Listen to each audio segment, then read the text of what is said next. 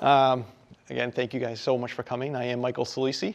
I'm the police chief here. This is my 4th year as, I'm finishing up my 4th year as police chief.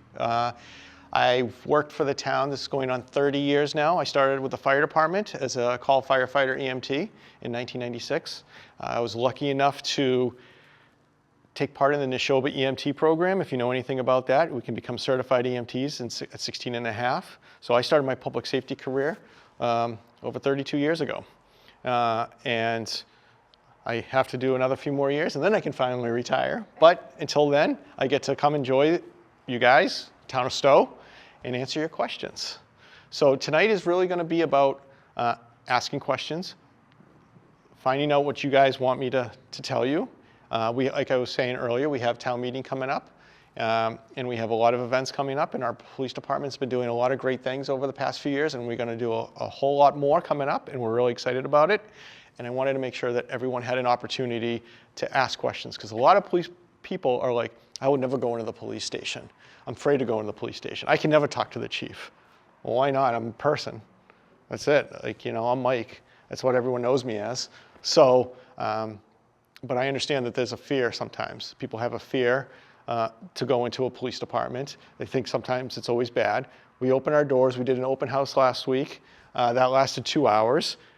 People were asking a lot of questions, seeing all of our equipment. And 6. That's my number, I think, this week. But no, it was like 6 people. And it was great.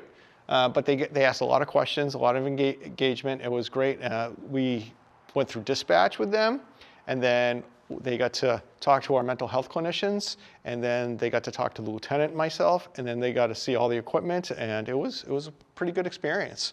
A lot of things that people didn't understand, and that's what I'm hoping tonight will bring. Ask questions. Why do you guys do this? Why do you walk up on the car a certain way? Why are some officers look mean all the time? You know, and I'll try to answer them the best I can. If I can't, I will get back to you. We'll just grab your name after, and I will get back to you. I'll always be able to find the answer if I don't know it tonight. So, you want to start with your question? So, I asked what the rules are regarding a right turn on a solid red arrow. Okay. So you come up to the lights, like let's say over here. Come up Gleasondale Road, come up, and it's a red arrow. You have to stop. And if it's clear, then you can take a right. Unless it's posted, no right turn on red. So that's how that works. So the question I usually get is, how do you take the right-hand turn in Maynard at the field over there when that one is? Yeah, so what you do for that one, same like you do for every. You stop. If it's clear, you can go, but you still have to yield coming onto 27 towards like Market Basket. It is. And so some people will just sit there and then they'll get beeped at and because the other cars want to go. But you have to still stop, and every car has to stop. There's no California roll. There's no three cars that go or, you know, at a time. Because that used to be it back, I think it was like in the 80s. That's when the law changed, where if someone stopped in front of you, the next 2 cars could go. The next 2, so then 3 people could go. And then the roll is like you slow down to like 10 miles an hour, and well, that's good enough. No, you have to stop. You have to stop, and a yellow light would mean that you have to actually, if safe to do so, you have to stop. So I hope that answers your question. They put one in Marlboro to turn onto Route 20 from a side street.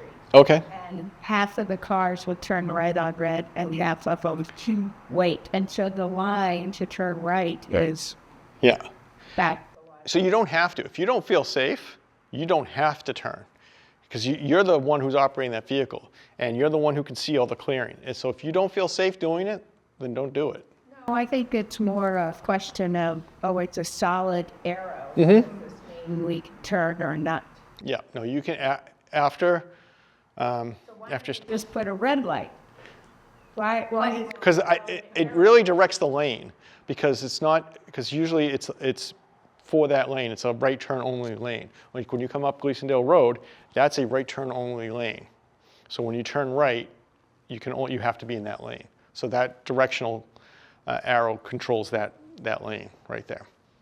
And say, like, when you turn left from 117 going westbound onto Gleasondale Road, you have the left arrow. So you can only turn on that left green arrow. You can't make the turn if that's not a green arrow. So because they create protective lanes, that's what the whole point is. So because you could in theory actually have the traffic coming up Gleasondale Road, going straight up Library Hill as green, but the right-hand turn, they could make that red. Right. So. Okay. Yeah. In a stop sign, and somebody else, you stop behind the other person, can you already stop, right? You have to stop again. That's what I was just talking about. They changed the law. It was the 3 cars. Oh, no. So stop signs, same thing. So before the stop sign, you pull up, I pull up, and then you go, I could go. Well, they changed that because people weren't paying attention to what was around them. So it's every car comes up, stops. Every car comes up, stops. I see an awful lot of people, especially lately, going right at the end of Crescent Street. Mm-hmm. The sign not visible. It's not. And we've been trying to update that sign, and they don't see, like, it's a restricted right-hand turn. And then also, we're trying to do more enforcement on the do not exit between 7 and 9 in the morning and 4 and 6 in the afternoon. I had to read. I'm with your afraid just now. It's like, is it 6 or 7? Yeah. The other way, just because I wasn't sure the exact time. I'll tell you, I don't go that way. Even with the blue lights in the cruiser, it's so hard to pull out there. And I know that's part of the center project that the planning board's doing. So inside, they're looking at all the side roads going on down 117 from Crescent Street all the way to Packard, and how, like, this center intersection can be improved. So that's something that I know the planning board is looking at.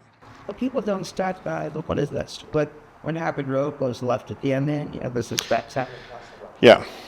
I think maybe once, and I walked by there. Yeah. Seen somebody actually stop, not a roll, you stop a real life. Right. So it's like an ocean of pavement out there. That intersection, Finn Road, Gardner Road at Harvard, is just so much pavement out there. And so we needed to put something in place to. Does it? Yeah. Right. Yeah. No, I agree, and that's why we looked at it and we're like, what can we do there to help, slow people down also. So we're looking at that across the whole town, and where we get complaints, we respond to. All right. What else we got? Would you consider doing another Citizens Academy? Yes. We asked nicely. Yes. What would you like to see? Something different from the last time. So we did. Because it would be a repeat, but it's fabulous. Yeah. For people like, what is Citizens Academy? Oh, sorry. Okay, so the Citizens Academy is so the one you went through was the 8-week one, correct? Yes. No. Wasn't it month to month? The month-to-month one. Okay, so we ran 2 different ones. The ones we did a couple years ago, it was like 8 to 10 weeks, and we would do 3 hours on a Wednesday night. And we did the month-to-month one, which is the one we did. We call that the second one we did. It's the second one. And like 1 week we'd do criminal law and why police officers act the way we do and how we enforce the law. Another week we would do domestic violence. Another week we do use of force. We bring in one of my firearms instructor, and he would show you how to use a simunition round firearm and how we clear buildings, how we process crime scenes, how we lift fingerprints. And this is all hands-on stuff that we do. But Sergeant February, all the weekend. Yeah, so we bring you out not into traffic, but on the side of the road, and we give you the radar guns, show you how that works. And we do this whole little academy, and we go through cases, and we show you what we do, why we do it, how we do it, and that way you can really experience and understand from a police officer's perspective what we do and why we do it. The second one, so we had a lot of requests. They're like, we want 2.0. And we're like, how do we revision ourselves? Like, we know how to process a crime scene. We can do it for this group, and then we can do it for this group. So what we did was, over the course of a few months, was it a few months or a few weeks? It was like 6 months. 6 months. We did one a month. And instead of, the first one, what we did was, if you did all the classes, at the last class, we put a major scenario together. And you were the police officer. and you had to go in and make those decisions. You had to be the person that we had a scenario of a domestic violence situation. You had to figure out who was telling the truth, who wasn't. Now, we would help guide you, but then ultimately it was your decision. And then do you arrest or not arrest? And so we had a couple scenarios like that. We had we had motor vehicle stops, and you'd be the officer who stopped a car. And we throw some curveballs at you too. Like, what do you do? You know, what if you do if somebody is hard of hearing? You know, how do you have that conversation? If someone doesn't speak English, how do you have that conversation? So we throw those scenarios at you. The second one that we did was all about you get to choose. This is what we're doing this week. This is what we're doing this month. You want to come in? Great. If you don't want to come in, you don't have to. So we were able to spread it out. So how do we reinvent ourselves for 3.0? What would you like to see? Anything that we didn't do in 2.0. That's fair. That's fair. I'm sure the subject matter could be this big. Oh, it is. It is. But for us, like, some things for us as officers are really exciting, but from other people, they're like, man, we don't want to see that. I think all of it would be, yeah. Okay.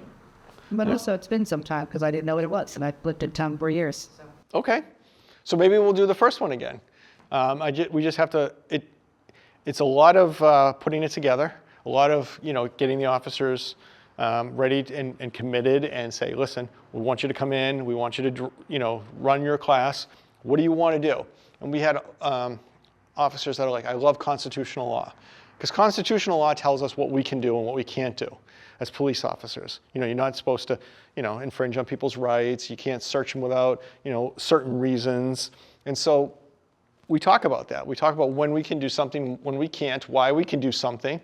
And so we have certain officers that are really into that. I have officers that are really into defensive tactics and firearms and all the other tools that we have on our belt and in our vest. And I have my equipment here that we can, if anyone has any questions on. We have people who have the gift of gab, and they can talk to anybody, and that's like part of interviewing. And how do we interview somebody? And are we really trying to get people to confess? Well, absolutely. Can we lie as police officers? Yeah, we can. We don't have to tell the truth to somebody. We can use ruses, and we can do those things, and people, not an everyday thing, but if we're trying to get to a place, if we're trying to get somebody to give us information, yeah, we can. You can't minimize something to the point where they're going to omit it. You can't coerce them. But, if somebody asks me a question and I'm trying to elicit a confession, yeah, I don't have to give them the whole truth. That's okay. The courts have ruled that's okay. Do we do that all the time? No. It causes mistrust. It causes our legitimacy to go down. It causes a big void that we need. We work for the town of Stow. We want our connection to the town of Stow to be a solid one. And so, example of something you could say to somebody that you're trying to get to convince that is within your purview. Yeah. Let's see. I get into arguments all the time with my wife. That happens to you, right? Yeah. Yeah. I mean, you didn't really push her. I mean, you just brushed up against her, right? I know, like in my head, I'm trying to put the square pegs in the square holes because I'm like, oh yeah, no, yeah, you're right. I didn't really push her too much. I just needed to get away. Okay, so you did, even though I know in the other room that my partner's getting a comment or a statement from the victim saying, oh no, he pushed me in the wall. And it just solidifies things for us. So that would be a quick example. How much you have had to drink tonight? Oh, I've had 2. Everybody's had 2 when we stop them for drunk driving. I'm like, okay. He said 3. 3. So you've had 2. All right. Come out of the car. Hey, we're gonna do some field sobriety tests. All right. You said you had 4, right? Yeah, it was 4. Okay. Or you had 3. Which one was it? You just ask questions in a different way. I had somebody tell me they had 2 beers, and then it turned into 5 martinis.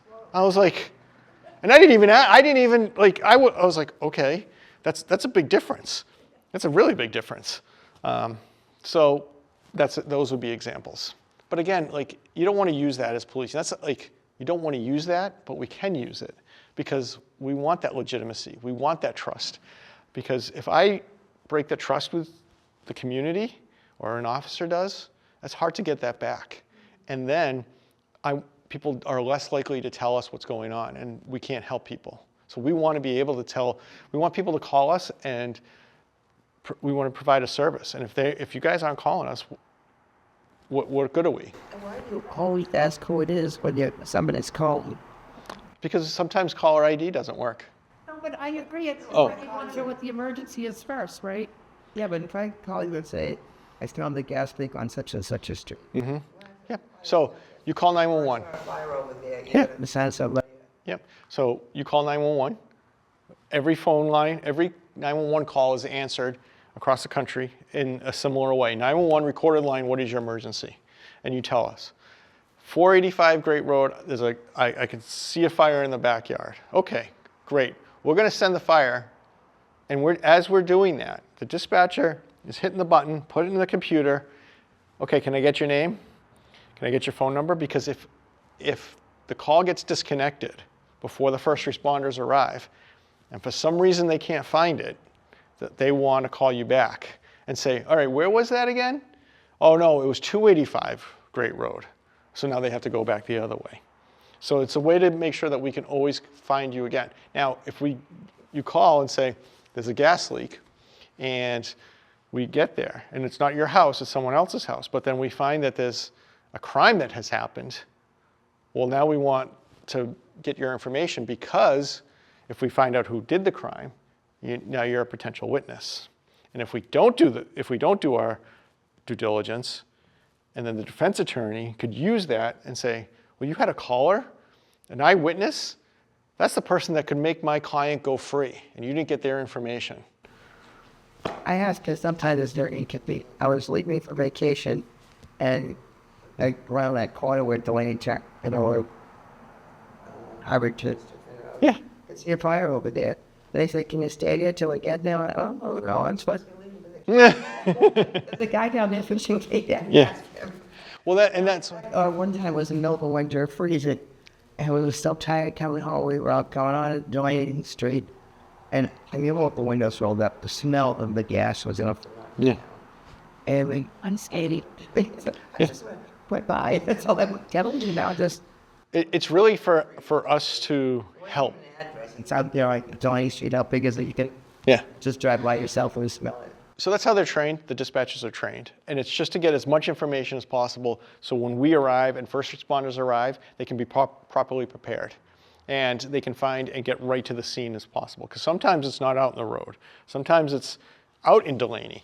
Yeah, I'm actually on the second tier when you go down through the flats, and then you come back up again, and then there's the four fences, and then there's another field. And we have calls out there. We've had people fall and break their legs, or same thing, I'm on the Blue Trail in the town forest. So we want, okay, can you stay there? Stay on the phone with me. And sometimes technology doesn't work, right? So we don't get your location. I think we're up in the 97 percentile of your 911 calls come through with a location. We're working on more technology here in Stow to up that number. But if it doesn't work, and we're on the phone with you, now we have to try other things. So if we're driving let's say Delaney is a great example, and we don't know where you are, I'll put a siren on. Can you hear the siren? No, okay. Drive a little further. Can you hear the siren? Yep, okay, now we're getting closer and closer and closer. So that's why we get your call back, because if we lose connection, and we need to get that back to you. So, a great question. I have a question on bicycle safety overall, especially with this nice weather. Yeah. So is there someone in town who's responsible for educating kids and parents? If you're under 17, you have to have a helmet. Which side of the road you ride on? Yeah. And things like that. Is it enforced or encouraged? So, well, it's always encouraged. Safety is always encouraged. As far as, I don't have an officer specially trained in bicycle safety. So we're all just generally trained in what people are supposed to do. And the laws do change. Now, I'll tell you, the law is a bicycle on the road is supposed to follow the laws of the road. So if there's a stop sign, they're supposed to stop. If you're under 18, you're supposed to wear a helmet. And it used to be that you'd had to ride in single file, and now they don't have to. So, and then you have to, no, they don't have to ride single file. I know that some of the officers go to, I think when was it, a couple weeks ago, that they went and they talked to the, I think it was the Boy Scouts, and they gave a presentation on it. So they did all their research first, and then they went out, and then they talked about it. So, but I need everything we do as police officers, like, okay, you want me to talk about bicycle safety. I have to go to a class and become certified in it. You want me to talk about cyber safety. I have to go to a class and become certified in it. That's how we learn. That's how we extend our training. That's how we get ready for court. And we have to make sure that unless we're trained in it, we're not supposed to do it, because that's beyond the scope of our knowledge. So is there a way to put that into the budget? Because I would rather see that in the budget, have an officer trained and have kids and parents of town trained rather than having a remote. Yeah, absolutely. And so what goes along with that, I do. Since I became chief, I increased our training budget just to take classes now. This is not for the overtime. It was around $3,000 a year, which is not a lot, to almost $20,000, because I believe training is very important. And then on top of that, now I have to look at, you're one of my officers. Great, you want to go to training? Absolutely, I send everybody to training. I think it's very important. So now you're out of the station, you're out of the town. Now I have to pay overtime for your position. So now I have to make sure I have enough money for your backfill. And I did increase that as well too. Now, unless it's specific to their job that they're doing, I don't want to hurt morale by ordering somebody. I have the authority to say, you're going to this training. I don't want to voluntold them. Like they don't like being voluntold. I want someone who has heart to go to this training. Voluntold? Yeah, that means that they don't want to go, and I'm volunteering them. And I told them to go. I'm like, you look like you should be on a bike. Go to training. That's just me using my authority as chief. I want someone who cares. I want someone who is going to be vested in it, and so we want to find that officer who wants to do that. And so it's important to make sure that balance is there, because if I keep sending people to training they don't want to go to, it's not going to do anybody any good, because not only should you go to the training, you should come back and show the other officers what you learned. So it should be a benefit for the town, it should be a benefit for the officer, and it should be a benefit for the department. So those are big things that go along with training. And I did increase the budget. Okay, so both hands up, yay! Just as an add-on to that, that could inform what you do for the next Citizens Academy. Yeah. So you went to which of the last trainings? Yeah, I like that. Yeah, I have this month, I have a lot of officers at training this month.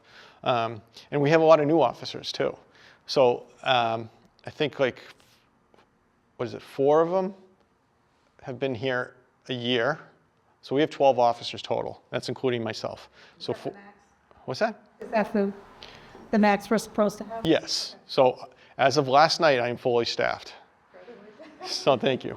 And he doesn't start for another 2 weeks. But, so we're fully staffed, but 4 have been here for a year. And then the other 2 have been full-time for just about a year and a half, 2 years. The 2 that have been here for a year and a half have been part-time officers for 20 years with the town, and I was able to make them full-time, because I believe that we should do that. We should have people from within get promoted. And they were part-time, they were full-time dispatchers. We had the opportunity to offer them a full-time police job, and they took it. So, and then we have some officers that have been there for, I've been there Dave has, I'm sorry. Dave's been there for 40 years. So Dave's been here for a long time. But then myself, and then we have some, the next senior guys, 15 years, 15 and 12. So to keep morale up, again, I don't want to tell them where they're going. I want them to come to me and say, I really want to do this training. And some of the training with the newer officers is, hey, one of our newer officers, I made him, he wanted to become a detective. We didn't have a detective, so I'm like, okay. So now I send him to detective school. That was 2 weeks out of the station. So I had to fill his shift for 2 weeks, or I had to pay him overtime based on his days off. So there's a cost that comes to it. And if I hire somebody now, who has no police experience, no police training, somebody brand new, it takes from the time we hire them to the time they get on the road by themselves is about 9 to 10 months. And it costs me about $70,000 to $80,000 because I'm paying their salary, I'm paying to go to the academy, I'm paying for their equipment, I'm paying for the shift that's not being filled as overtime. So it costs a lot of money. Now I believe there's a lot of value in that because if we give somebody the chance, then they're going to stay with us longer, and they're going to really be embedded into our community, and it's a lot of value. So. Are there more police jobs now than the people to fill them, or the other way around? Yes. So a lot of right now it's very hard to recruit. When I was going for a police job, there would be like 300 or 400 people for one job, and now it is 300 or 400 jobs for every person. Like, you have police departments that are competing against each other. They're offering signing bonuses. They're offering like $10,000 signing bonuses at some police departments. The pay in Stow is good, but we're still on the low end. You can go to other communities that a starting police officer is at about $110,000 a year. And we don't compete to that. We're about half of that. So, To live in the town? no. So there is a law. So there is a law that says you have to live within 15 miles of Stow. Like, that's not the Stow law, but 15 miles of the community you serve. I don't like that because it excludes people. And we want a more diverse, welcoming community. And or at least for my department, I do. And so what that means is that look at the communities around us, like that's 15 miles away, Bedford, Lexington, you go Southborough, Ashland, so we're really limiting and excluding people that want to come here. So what I do is I look at the edge of Stow and the way the crow flies, and 15 miles could be Brighton, so that's Boston, so I'm going to let people come in. I'll take the fight every day. I'll go up in front of a judge and say, listen, I'm trying to make our department better. I'm trying to make our community better. We were trying to bring everybody in. Is the rationale to have officers closer in case they need clothing and search? Yep, that's exactly it. And that law is so old, and it hasn't been changed. But I'd rather turn around and say, let us open our doors here. We're a great community. There are a lot of great people out there. Why are we just, because they live 20 feet over the line? No, we're going to let them come in. So how do you deal with the fact that they thought classified for an emergency? So we make sure that we're full staffed. There are people that, our furthest person is 45 minutes away. So I'm 2 minutes away. My lieutenant can get in here in about 25, 30 minutes. And how it works is whoever's on shift, if they need extra help, then they call the lieutenant. And depending on the situation, she'll call me and say, can you go in? I'm on my way. Or I'm on my way in just to let you know this is the situation we have going on. And if we need more people, we can get them here. But we can also use our friends from like Acton, Boxborough, all the way around, and we use mutual aid. So Are you on call 24/7? Me? Yes. As a chief, I am. No, I'm responsible to be on call for 24/7. Now, that's not sustainable, right? And like I need vacation just like everybody else. So that's why I have a lieutenant. And she's able to, she has the full authority of my office, and we work really well together. So we try to balance each other out, try to give that life-work balance. I'm not really good at it. I totally work all the time. I will come in on the weekends. I will, I got to work on that. Maybe when I retire. Huh? If we see you everywhere. Yeah. So maybe when I retire, I'll figure that out. What was your question? On behalf of my 8-year-old, can you tell an undercover police car if you're just driving down the road? So here, I'm going to answer this. There are things called undercover cars, and then there are a plane cruiser, an unmarked cruiser. So an undercover car could be anything that we use. When I was a detective, I used to go to Avis in Maynard, and I'd rent a car. So I'd have out-of-state plates and drive around and, just whatever they had on the lot. And that's how I did my undercover operations. An unmarked is a cruiser that has no markings on the side. And I'll give you an example. My take-home cruiser, the administrative cruiser that I have so I can respond, is out there. It's the pickup truck that's out there. So that has blue lights in it, has a radio, has a siren, has all my equipment in there. So I get on scene, I can actually run a command post, I can do everything that I need to right from that. And that doesn't have any markings, so that is an unmarked. Now we have semi-marked cars, which we have a couple of them. They have no light bar, we have a gray one that's just, it's a gray car, but it has police plates on it. You see police on it, and you can tell it's a cruiser. It's got a big, the front has lights on it. You can see it. It's got a spotlight on it, but that's an unmarked. So you got unmarked, and then you got undercover. Now typically, what we do for We had a long discussion about this morning on the way to Q. Okay, so the unmarked, the undercover car, sometimes if we do drug investigations and we can tie a piece of property such as a car to our suspect that it was used in the transporting or selling or buying of illegal drugs, we can seize that car and then we can keep that car. And then we can use it, for what we want to. We don't have any of those in Stow, so if we needed an undercover, we just go rent one. It's cheap. We have a deal with it. It's like $25 a day, and that's what we use. So that was the crime rate in Stow. I think you're going to ask a follow-up. So I was going to ask more questions on a different topic. So okay, so how's the crime rate in Stow? Well, it's low. We deal with a lot of quality of life issues.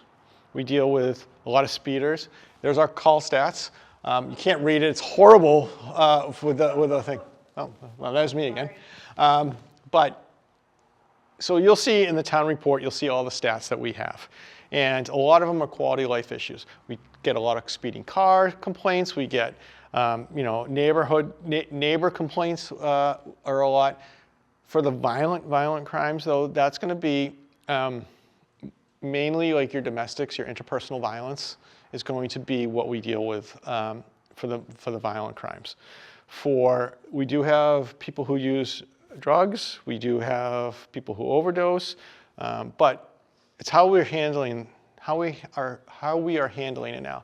I kind of put us on a trajectory to change how we as officers in Stow handle crime. So good people can make bad decisions, and good people need help. So the days of putting handcuffs on people doesn't work. Sometimes it does, but you can't arrest your way out of a problem. And we found that this was happening, like, for me anyway. I was a person who was very court heavy, was very arrest heavy. We used to make 100 arrests a year as a police department, and I made 80 to 90 of them. In Stow. When I was a sergeant and a detective and a patrol officer, I really believed that my role to keep people safe was to make crime feel uncomfortable in Stow. Makes sense. And I thought, hey, listen, I'm going to turn around and I'm going to lock everybody up. Because that's what we do. We're police officers. You're a bad guy. You don't have enough cells. But that's what I thought. That's what I believed. But then I started really going to court, seeing the process. No matter how much work we put in, we're just seeing cases get dismissed, not because of bad police work, but just the way our system works with things that we can do as police officers. Like if we make a drunk driving arrest, there's four field sobriety tests that we do. Well, the courts don't believe in 2 of them, so we can only testify to 2 of them. And if you don't take the breathalyzer, that can't be used against you. So I can't tell the jury, well, yeah, I offered him the breath test and he said he didn't want to take it, or she didn't want to take it. So we would lose cases like this. So instead, what can we do? Oh, and the other part is people will call us all the time for people who are out of control or having a mental health crisis. So we needed something better. We needed something better to do. And before I became chief, I was acting chief. And I said, listen, there's a program, and it's called the Jail Diversion Program. And what it does is it puts a mental health clinician, an LICSW, in the police cruisers with us, responding to calls with us. So if someone's having a mental health crisis, we send them in, and they can evaluate them. They can set up a safety plan. They can set up services right then and there, or if they need further help, they can fill out the Section 12, which is involuntary committal to a hospital. Since we started doing this program in 2020, the end of 2020, 2021, it's worked great. And I was able to secure a grant and share with Harvard. So I had to regionalize this program. And so for 24 hours a week, the mental health clinician is in Stow. For 16 hours a week, she is in Harvard. And again, in the cruiser, responding, trying to keep people in their homes. So these are people who need help. They don't need a police officer. And when we go to a call, sometimes people don't like the police. Sometimes, they don't want to see us. And when we go to a call and we're dealing with somebody, you see all my tools. I have a taser, pepper spray, I have extra bullets. But sometimes I can just be like, Rachel, here you go. Like, send her in, because it's a better tool. Helps de-escalate. And we can get the people help. What about the safety? What's that? What about the safety? We provide the safety. Can I get the one? Excuse me. I can actually speak to that because I was a teenager. Yeah. Teenagers who go wandering through my house, and sometimes some of them need help. So I've had an officer and a social worker show up at my house to deal with the visiting teenagers. She needed somebody to listen to her. She needed somebody to deal with what she was doing. If she'd been violent, the officer was right there. Yeah. So we are right there. Like, I exaggerate when I say go in, but no, it's more like, all right, let's go. And I'm going to stand there and I'm going to provide like scene safety. And just for Stow, in 2024, 131 people have been either diverted from arrest or diverted from the emergency department. How much do they say this person was available? What's that? A lot of hours. So there's 24 hours in Stow and 16 in Harvard, but I would love that. I only have enough money through a grant for what we have right now. And I'm going to do a little plug. Please reach out to your representative or your senator, because the Department of Mental Health is where I get the money from. Their budget is usually $18 million. The state has cut it to $3 million. We may lose our program. That is the reality of it, and I don't want to lose it. And the cost savings is enormous. Like, people not going through the criminal justice system and people not going to the emergency room saves money as well, and it provides them to stay in their homes. So that's what we do with our clinicians. The other part of crime is, as I said earlier, court doesn't work all the time. And what I believe in is restorative justice. And I believe in it so much that I'm on the board for Communities for Restorative Justice. And any crime that we have in Stow that's not interpersonal violence or motor vehicle crime, such as drunk driving, we push to restorative justice first. We use the restorative justice process.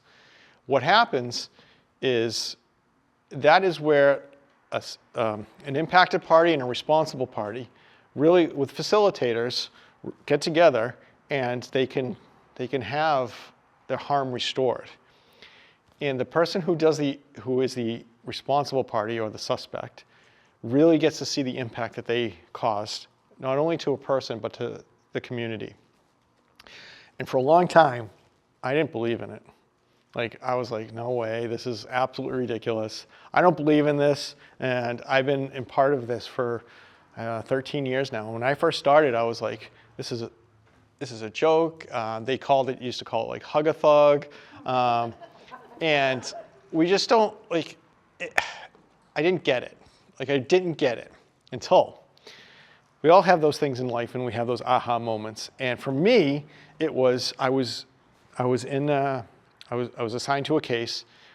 This woman, this victim, she was in Shaw's, and she had her purse stolen. And I was like, okay. And so I took the report, tracked down where the credit card was used. It was used in Maynard.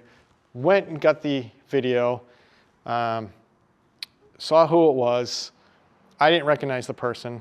went to, it was Russell's, and I said, hey, do you know this? And he's like, yeah, this is so-and-so. I know that person. And I was like, oh. And they told me the address, who the person was. I looked them up, and they were a Stow person. The suspect was in her 50s from Stow, and she stole this woman's purse. So we're like, all right, this will be a good case for restorative justice. And so we have our opening circle.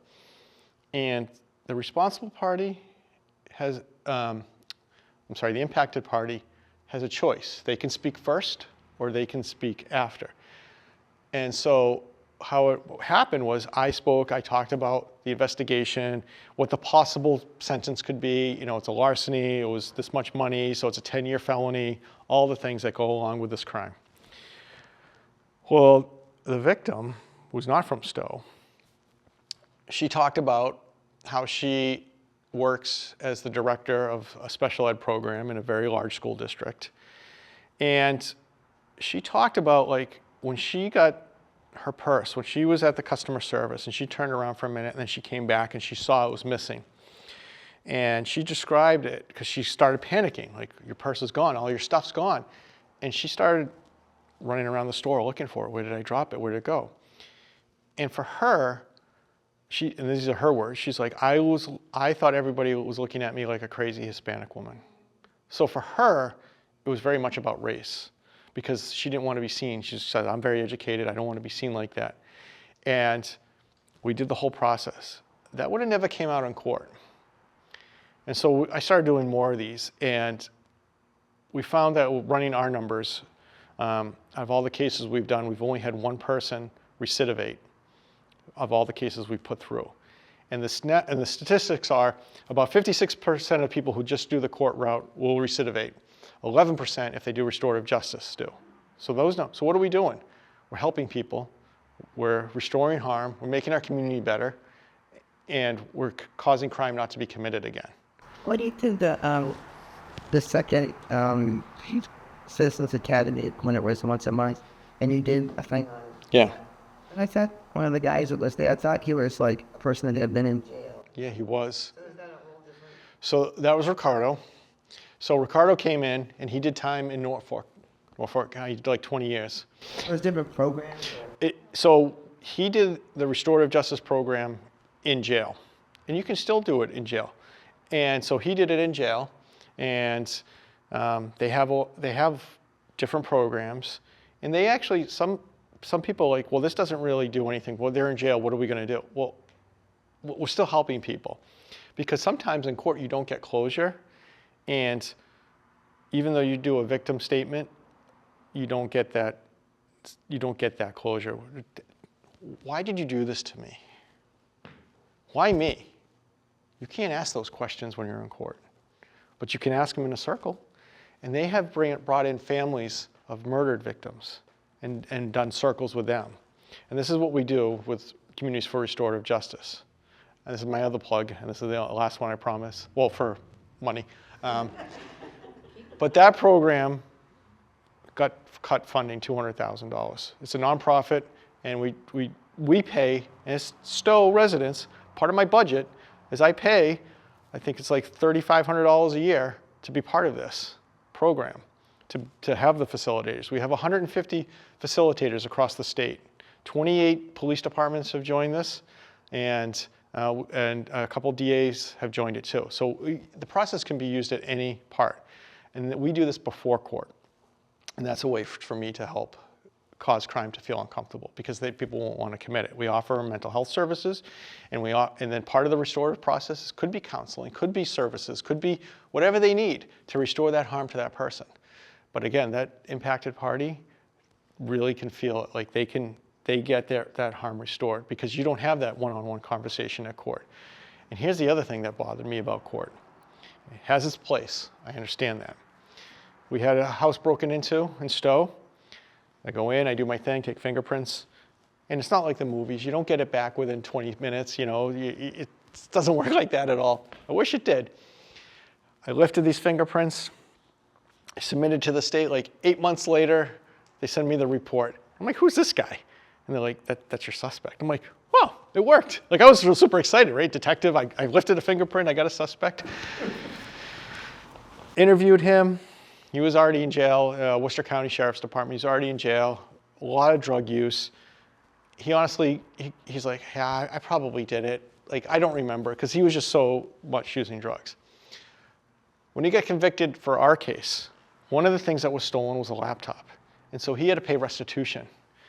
And it was like a $900 laptop. So he started making payments like $10, $20 a week. And then all of a sudden the payments stopped. So I called the court and I'm like, he's not making payments. They're like, yeah, he chose to go to jail. I'm like, what do you mean? They're like, he's like, yeah, I don't want to make the payments anymore. I'd rather just do time. And so the people never got their money because he paid his debt to society by going to jail. Because when you go to court and you're standing up there, it's not Mike, you know, if I'm the suspect and you're the, you know, it's not you versus me, you're represented by the Commonwealth. So even though the DA appears to be working for you and being on your side, which they are, they have good hearts, they're working for the state. They're working for the Commonwealth. They want to make a case. So I like to remove them out of it. Now, if someone doesn't finish the program, then we go to court. So there's a little bit of incentive. And we talked a little bit earlier about we don't want to violate people's rights, and we don't want to do that as police officers. So one of the things, I went to this legislative years and years ago and supported a law that came in effect that if you do a restorative justice circle, whatever you say in that circle cannot be used against you criminally or in a civil case. So that's how we protect people's privacy. So that's what I'm doing for crime. Thank you. Yeah. So if you're a prison, do all prisoners have like that? They let the prisoners know that they have this choice to go to? So that depends on the prison, why they're there, and what program they're doing. You know, Ricardo did his, and he got into it, and he ended up, you know, running the circles, and really getting the inmates to participate. And I think there was some deal like if you do this program and then you can get some time off and stuff. But we ended up hiring him on a fellowship for our. Yeah, he was. So, but his fellowship ended, and so we're looking for. We had a grant, a $500,000 grant, Communities for Restorative Justice from the Cummings Foundation, which for 10 years gave us $50,000 a year to hire someone who was coming out of prison. There's value in having somebody like that because I can be like, you don't want to go to prison, right? You don't want to go to jail. That's not, like, they don't want to do that. But I'm just a cop. If you're going down a path that's not good, you want to hear from the person who's already been there. That's more impactful than that. So, go ahead. So as I said earlier, I have a teenager. This means I have a slew of teenagers wandering through my house. You got a lot of food? I believe there's some of the appeal, yes. There's a lot of worry these days about ICE. Yeah. About even the ones who are citizens. Mm-hmm. Maybe their parents aren't citizens. Maybe their parents are undocumented. Yeah. Maybe they're here legally, but not all of their families are. Yeah. What does Stow do if ICE comes in? Okay, that's a great question. So there's a few things. So I'm originally, when this started, actually let's back it up a little bit. We have a computer system, and I'm going to answer your questions. We're going to take a little trip here, okay? So we have a computer. Honestly, everything you're telling me, I'm going to be taking back to those teenagers. Yeah. Because when they come over to visit my kid, they stop and they talk to me for 10 minutes. Yeah. And I have to tell them something. Okay. And I'm going to tell you how we're dealing with it, and some of it's good, and some of it's just some things that we do. But I'll tell you how we handle it in Stow and what I did as chief. We have a national crime computer information database, and I'm not going to talk about immigrants right now, or I'm going to get there. If someone commits a crime in Stow and they leave Stow, I will go to court. If I can't get them and they commit a crime and I know who they are and I can't find them, I will go get an arrest warrant, a criminal arrest warrant for that person. That warrant is put into the Massachusetts warrant system. I know they're in Florida. I put it into as a police department, put it into this national database system. Florida officer runs them, comes across them, depending on what the crime is, and if I have permission to go get them from the DA, because that's the only way, because people can fight extradition, we will go down and get that person. Just like if I come across somebody here. If I come across somebody here and they're wanted in another state, I don't actually arrest them on that warrant. I arrest them on being a fugitive from justice. In that system, in that we call it NCIC, National Crime Information Center, there are other we call them files. There's wanted felons, there's sex offenders, there's protective orders, and then we're going to get into immigration's status on people. For the longest time, they called detainers. And I'm sure you've heard that in the news, the civil detainer that ICE is putting out. Back in the day, if we got one of those, if I arrested somebody on a crime in Stow, and I took him back and I found that there was a detainer, I called the bail commissioner. The bail commissioner would say, hold him on we'll bail him on the crime in Stow, but hold him for ICE. We bring him down to court. We call ICE up and say, hey, we have this person. They're like, yeah, we'll probably be down to court. Most of the time they didn't show. Years ago, we had a Stow resident. It was right when COVID started. And courts shut down. And he ended up not having to take his drug test. And he overdosed on heroin and died. And the parents gave me his cell phone and the other officer. So we started texting the dealer. We set up a drug buy and we went to the kid's apartment. We waited and the drug dealer came in. And he had a whole bunch of heroin and fentanyl and we arrested him. He just got out of jail for doing the same thing after 6 years. He had an ICE detainer and I called ICE and they came down and got him. That's the only time I've ever called. And I have no problem doing that because he killed a Stow kid. Now, fast forward 4 years, and what are we looking at? We're being used, the local police are being used in propaganda from our federal government. People are scared. People are scared of ICE. People are scared of going to school, to their families. What's going to happen? What can I do as a police officer? I don't work for them. I have no authority over them. But I know what I can do, and I know what they can do. And I know what tricks they're playing. And here's what's happening now. They recently put in these detainers. And I don't know if you saw on the news, the Boston police commissioner talked about, we don't have the enforcement on civil detainers. And he got a lot of heat from DC, saying they're going to come to Boston and they're bringing hell with them or whatever he said. We don't have the authority to enforce those as police officers in Massachusetts. Other states, they do.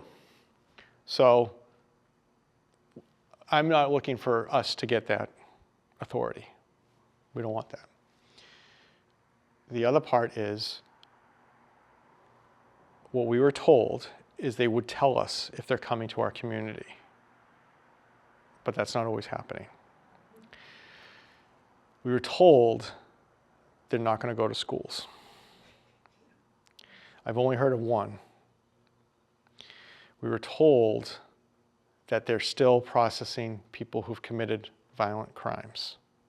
But what happens is, if we're in a room like this, and they come for me, and half of you have those ICE detainers, they're taking everybody. So if Mike has a warrant for a violent criminal offense, that they are now, and then they come into my house and my grandmother's sitting there, and she has a bad immigration status. She gets caught in the wake. The other thing that's going on is I arrest somebody for a domestic or whatever it is. I make a criminal arrest for a crime in Stow. And I take that person to court like I'm supposed to. And ICE shows up. They're going into the courts, taking the person out of the jail cell before they get arraigned, and then they're taking the person. And then what are they doing? Thanks, Stow. Thanks, Stow PD, for assisting us. And all I did was how I would treat everybody. Someone who committed an offense in Stow. The other part now that I told my officers to do is I said, again, reiterated, we do not enforce federal civil detainers. We only can enforce criminal warrants. What we're finding is they're changing their language, how they enter the information, which is coming out as a warrant. And I told my officers again, you have to make sure that it's an actual warrant, because that's how they're trying to get around saying that we need to enforce this. They're not real warrants. They're still civil detainers. We cannot enforce that. It's just like if a police officer in Florida gets a court warrant and that person's in Stow, I have an obligation to take that person in custody. But that's a criminal warrant, not a civil detainer. So we have to do some serious research to make sure that that's an actual criminal warrant. And that's on us. If it's a civil detainer, we're not touching it. If they come to Stow and they don't tell us, it's going to be interesting because we're going to get a call, because I've been seeing in the news, I see how they dress. They don't look like cops. So what are we going to do? We're going to think it's a violent crime and we're going to respond appropriately to that. I don't want anyone to get hurt. I've been telling my officers, I reinforce it by email. The Mass Chiefs have done the same thing. Middlesex Chiefs, we all have the same stance. And we all been putting out the same message. So, and I can't stop them. I can't stand in their way. But I can make sure what they're doing is proper if they tell us. So if somebody comes in and cuts the two of us and also is out in the... If I'm here, well, we'll have a conversation. But if I'm not here, if they go down to Shaw's, if they follow someone into Shaw's and grab them and take them, Have you got the legal right to say that, hey, where are you taking them, or... I have absolutely. So I could absolutely be like, what are you doing? Come on, let me see the paperwork. And they can tell me to go pound sand. And if I don't believe who they actually are, then I'm definitely going to intervene. But if they show me who they are, show me that they're a federal officer, that they have that federal right, because they're a whole other agency. They wouldn't have to show us, they're right? They would. Well, you've seen that. But, right. But again, their policies, procedures, very different than ours. We're here about openness, transparency. That's why I'm here. They're not. So is it a fear? Absolutely, it's a fear. Mine is you said the Middlesex Chiefs are all in alignment with this. Mm-hmm. So, and I know Boston Chief is in alignment. Yeah. Most of Massachusetts, Yeah. But they can still come in. And if we get a criminal warrant for somebody, like let's say a person who has a bad immigration status committed a horrible crime. doesn't have to be a bad immigration status. I know. But for me, that's what I'm looking at. I'm looking at what crime did they commit? What's your criminal offense? But let's say that's what they're actually wanted for, and they just have that whatever status. I have to make that arrest. But then for our procedures, we don't hand them over. We go down to court, and then the judge can release them or not. Do you think the school will call you, but we'll go back? So I have an agreement with the schools. They do call. Their procedure is to not open the door, which is their normal everyday procedure. I hope they lock all their doors, because that's what we keep telling them, lock your doors. And they do. And they lock their doors, and they're going to make a phone call to us, and they make a phone call to their legal team. We go down and look at it. If it's a legit arrest warrant, yeah, it looks bad. It's bad taste. Like, what kind of cop does that? But they have the authority, and it's And is that the same process that we should follow if somebody shows up on a doorstep? Yes, call us. If you don't know who it is and you see a guy in a mask coming in your property, you call us right away. You call 911 and you say, I got a guy in a mask coming at me. I don't know who this guy is. Linda? How difficult is it to research those marks to make sure they're legit? I mean, For us, no, this is just a procedure. It doesn't take too long. So, but we're up to like I was told 300,000 that they just put in another 700,000 a couple weeks ago. So they're entering everybody in. Yeah. So that's my response to that. So there are sometimes I can be that wall, and then sometimes I can't. And it's going to be how much information we have, because I don't know when they're coming.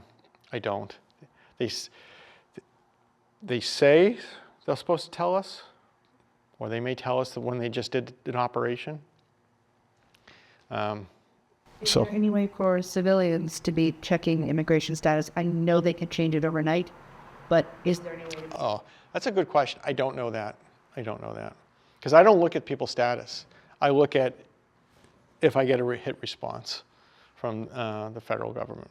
If I'm seeing it with a green card, is there a way you can look it up to know I have a green card? You personally have? To see if it's, no. They're taking me away. I've got a green card. I have no history. But that's, They check that. no, because they may have something else. So if the situation happens in Sudbury, they show up there, do you usually get an alert that they're in Sudbury or nothing? No. I mean, we talk about it. Like I know, like what was it? I think it was Medford. So Medford, the scenario that I talked about putting someone in custody for illegal violent crime in Massachusetts, and they did that whole thing about, hey, thanks for your help, and they took the person right out of court, and the chief was like, and the judge couldn't stop that? He didn't get to the judge. They literally went to the court and walked out. So I think one time the DA was telling us that in the middle of a trial, they got the guy when he was in the bathroom, and the trial couldn't go on. So, yeah. Stop drinking. Stop drinking. So, on that note, I know that's heavy. It's a heavy topic. And I can tell you, it's not the position of the Stow Police Department to do any of immigration enforcement or status enforcement. We just want to make sure our community is safe, and we want to enforce the laws that are here. That's all we're doing. And if we can be a wall, we'll try, but there's some things that we can't do. So, and we have all the guidance from our attorneys, from the law, and it's a waters that we're navigating as best we can. And I don't have a solid answer, and I know that's frustrating, and it's the best answer I can give you. Okay. Cool. Look, I was gonna, since you've been talking, I have a couple other things if we decide to run the Citizens Academy. Okay. Can we maybe have the fire department and the highway department and give us a blurb on what their policy is, like paving the bridge? Absolutely. Absolutely. I like that idea. Lines on the fact that all of us knew which bridge you went. Yeah. No, I like that. Well, And the animal control officer, what their role. all the services, I love that. That's a great idea. So last year at the last one we did a whole scenario with the fire department. It was a car crash. Yeah, but we didn't get to ask the Right. questions. So, but I like that idea. No, I like that. We could do that, We could, I don't want to step on their toes if they're doing some community outreach, but I would bring them in and be like, let's do a joint one night panel and just have all the chiefs up here and the DPW director, and that would be great. I like that idea. You had a question? Go ahead. Yeah, this is completely tiny compared to other questions. If someone has a medical waiver to tint their windshield, Yes. are they permitted to tint the front windshield? Oh, that's a good question. And when I say tint, I mean just to have UV protection. I think you can. If you want to look at 90D. 90. So that's a good question. I know the sides and the back can be, and you have that, you may get stopped because I don't think that's given information to us. So, so if we stop you, license, registration, I'm stopping you for the tint. Like I got a medical waiver here. Oh, okay. Yeah. Chapter 90, section 90D. It's clear. Yeah. So there's not 1% of making it darker. It's just somehow magically takes the. Oh, we'll look it up. So windshield. Trust you know what the number is. Yeah. I'm sure I'll hear about that later. Visible light. Keep going now. I'm trying not to go too fast. Yeah. The uppermost 6 inches. That's it? Yeah. Keep going. Special window treatment here. Yeah. No person. Yeah, I think what I'm reading real quick is the top 6 inches you can do, which is a lot. Not really. What do you want to do? The whole windshield? So if it's clear and there's no tint. Yeah, if there's clear, no tint, you'll be all set. Yeah, Yeah. it's still considered tinted. So maybe it's not tint, it's just UV. Yeah, I would say that. Hold on. Necessary to protect the operate. Yeah. Physician. Yeah, I think I would say go for it. Yeah. Yeah. I get a little pass card from my credit. Yeah. It was determined by applications for exemption. Yeah. No, you're all set. I got a benign car question too. Okay. I read that no longer are you coming and helping us get into our cars and get locked out. Yes. Does that mean that we can't call you?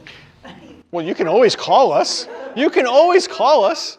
But no, we're not doing that anymore. So because of all these. Is it all the car which doesn't have all? I'm going to say, I've already told the officers we're not doing this anymore because, one, that we could cause a lot of damage. When we're opening someone's car, and then also, I understand that you're just telling me you have an old car, but I got to speak for most of the cars out there, and if we jiggle it around and we do something, we hit something, the airbags could go off, there's a lot of danger to it. A lot of police departments, we're just getting away from too much liability. We could get hurt, and it's just putting us. Now, if it's an emergency, that's different. If there's a kid in the car. If there's a kid in the car or an animal in the car. Just leave your kids in the car. Yeah. So, but if they're in the car, if your kids are in the car, they should be, That's right. In the car. So- You would do it different. In an emergency, absolutely. We still carry the equipment, but yeah, you're just gonna. AAA does it. What's that? What are we supposed to do? Call AAA or yeah, AAA will do it. So, and yeah, what else we have? I just wanted to make a comment only because there has been discussion of doing like a citizens academy for the government, doing opposites like doing the town clerk's and then elections, being different departments. We had started doing back when Dolores was first Yep. HR person. We had started to organize that, but then there was a lot of response to it, so Yeah. we canceled it. But just briefly, Debbie and I were talking about doing something that for like in our office and maybe the other departments. If it's okay. Yeah. Think of that. I'll call it that. But if you want to see all of our, I'll go for if you want to see the highway department, the fire department, the police department coming together August 5th at Center School, we're doing National Police Night Out. We'll have all of us there, police, fire, highway. We have about 20 spots for like nonprofits to come. We're going to have like C4RJ. We have some other people which is the Restorative Justice. We have our clinicians going to be there. We are planning on a couple of food trucks that we've already been able to reserve. We're going to have some games. We're going to have a state police canine come out. We're trying to work on getting Life Flight to land. We're still working on the logistics of that. August 8th, Center School. August 5th, sorry. As soon as I said it. Yes. 5:30 to 8. 5:30 to 8. Animal control. What's that? Shelburne? Oh, Shelburne's going to be doing hay rides as well, too. Animal control. Oh, that's nice. It's not going to be one. No, well, I don't know. We could ask Phyllis. We'll put it out to Phyllis. We'll ask her. There's K9 if you need some. I mean, you guys don't have one. No, we don't. So the nearest patrol canine, Marlboro has them, Hudson has them, State Police have them, Sheriff's Department has them. I think Westford still has one. Yeah, I think those are the ones that are around. Yeah, Hudson's got 2, I think. So if we need them, we get them. And State Police always have a couple around there. So we can always get them. We can always get them. But yeah, but they're going to come in. So, yeah. We're going to look, yeah, we're definitely going to look at that. So, what if? To her question. Yeah. About the unmarked and double block. Yeah. So one of the things that you had said that we covered in the Citizens Academy, because I said, if you're stopped by a car, Yep. you have no idea if they're a legitimate police officer or Yeah. somebody else. You said that you should request that a supervisor be called to come to Yeah. the spot where you are. Yep. Or also you can, if you have a cell phone, dial 911. Because that way you can be like, I'm being stopped. I don't know if this is legit or not. And then if it's not, we'll tell you to keep driving. If it is, oh no, that's one of ours. Pull over. So that way you can, because we're up to, when you dial 911 now, it used to be if you had a cell phone, it would go to somebody else. It would go to the state police. Now, if you're in Stow and you dial 911, it comes to the Stow dispatcher. So we're getting there. There's still if you're on the, there's still some areas in town where it may get shipped somewhere else, but for the most part, it will come here. I think it's 97, 98%. Physically in Stowe for it to go to you guys. Yes, or if you're in Acton, it'll go to Acton, or if you're in Boxborough, it'll go to Boxborough, or wherever their dispatch center is. Yeah. But they should be able to tell where their cops are. Yes, those. Exactly. And if you really, if they're oh, we don't know, they'll tell you, go at 25 miles an hour. Just keep going. And the officer, and you could be, you might get an angry officer, and hey, why did you stop for me? I didn't know you were real. I was on the phone with 911. I mean, how do you tell your officers to respond? If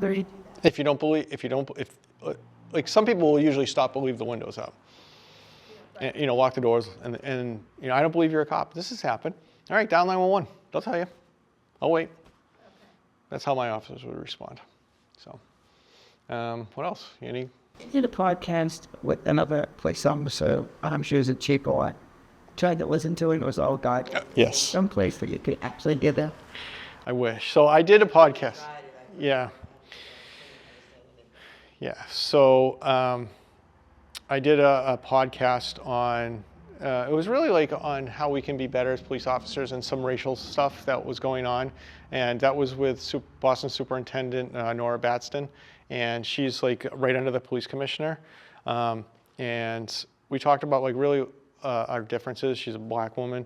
I'm a white guy. I don't know if you noticed. And so obviously we had different upbringings and different perspectives, and it was really great to have a conversation with her. We did another one, and she brought in I brought Kelly, and she brought in a couple of her community officers, which they were amazing. I wish I could steal them from Boston because they would be awesome out here. But that one also, the person who was hosting it that was new, and so I recognize that the best thing I could say is put the closed caption on and just go that way. So, and what else? Any other questions? Should we go through? A little about cars and bike system. If I'm walking, and I'm supposed to be saying traffic, then that I walk right off the way. Is there much of a say about that? No, especially our roads too. I do when I can jump over if I need to. Yeah, no, absolutely. Those guardrails on. Yeah, and you just want to wear reflective clothing if you can. Wear something that a vest or something that you're reflective, especially this time of night. Try to stay off to the side as best you can. And we try to do some pedestrian like cars that aren't paying attention to pedestrians. Like part of our grant, I have a traffic safety grant, and that's part of it, but it's mainly for the crosswalks. So, and I've been finding people like down the plaza are not using the crosswalks or pushing the button, or even here, because we have a button that flashes the lights, and I'm watching it, and It was right in classes. yeah.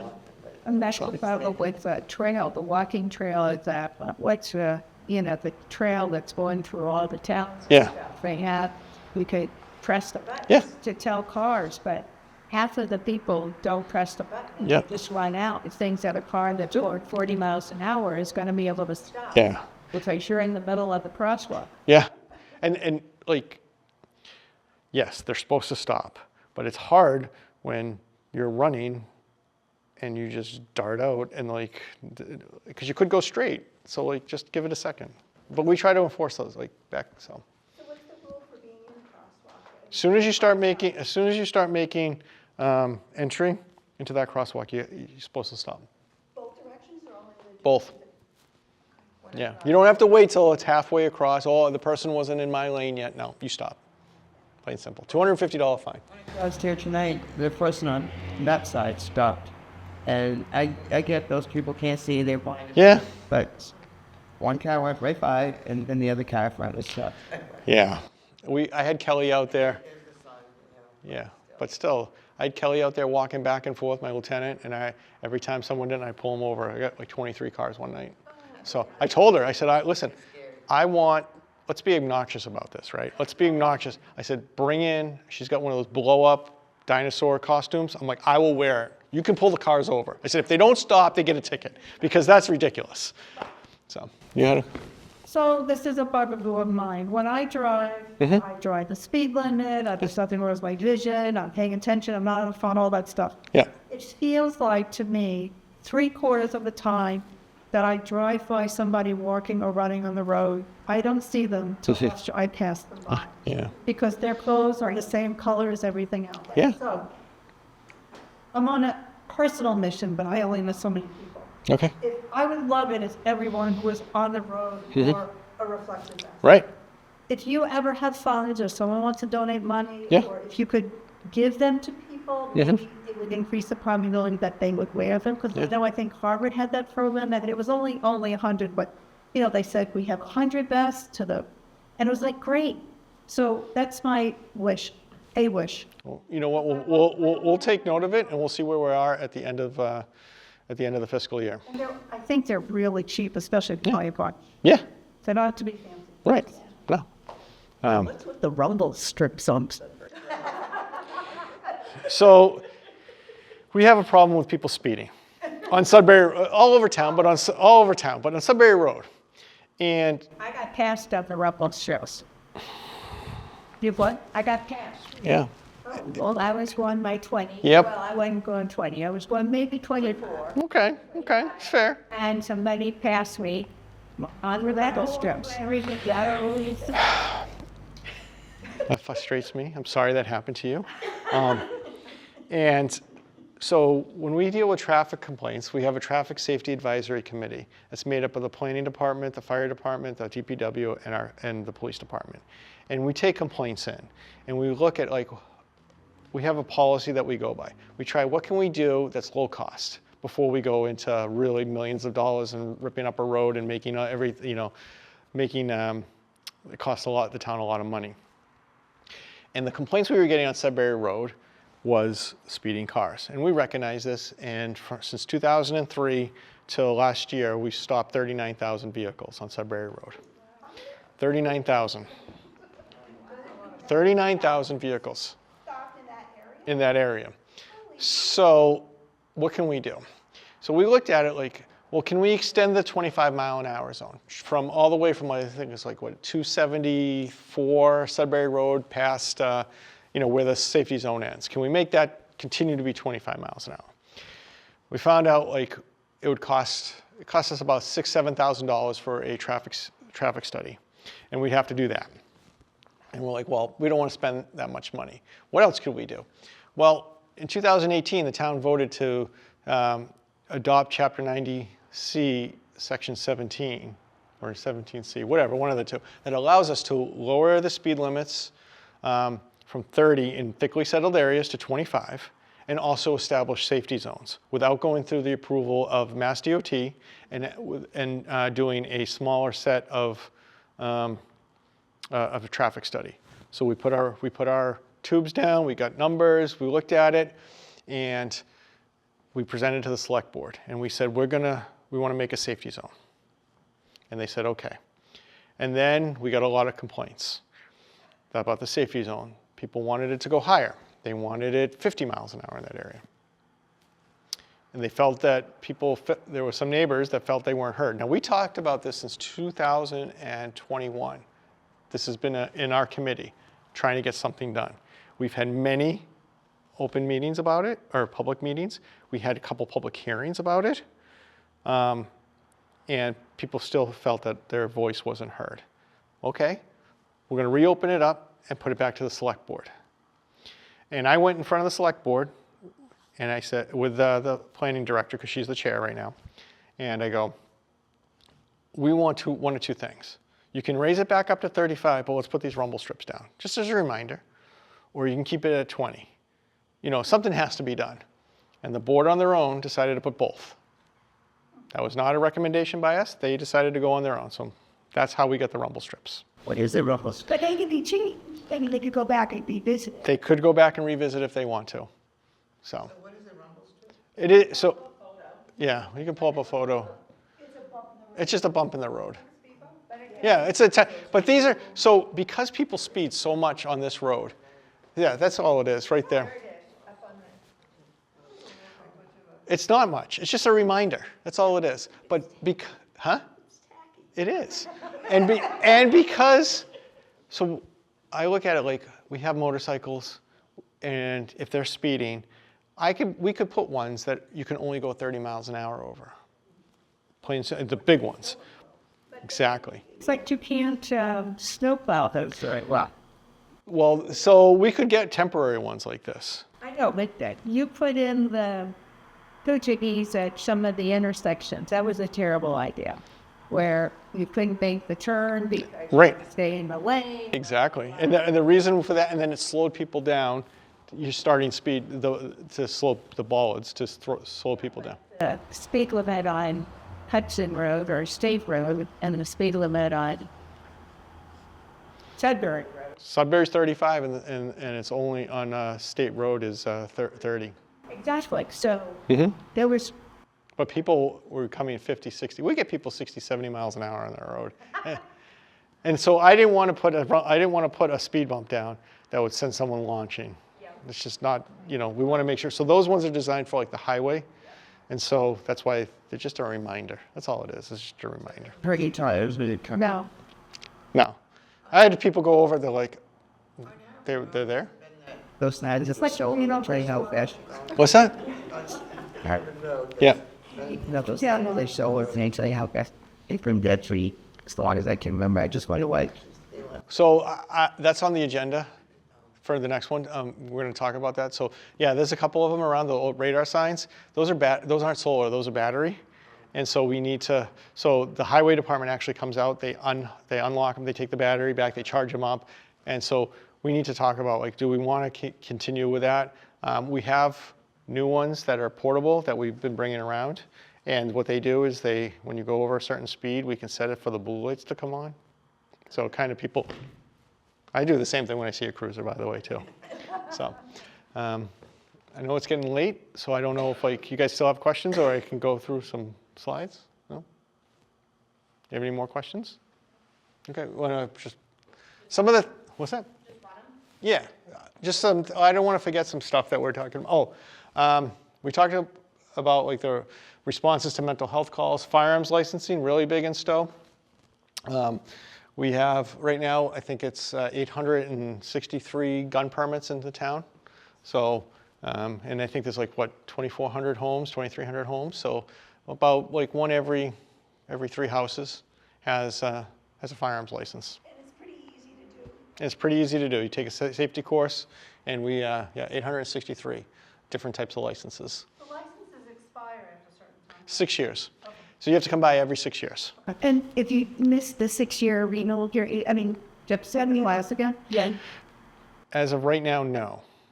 But they're changing it, so you might have to, yes.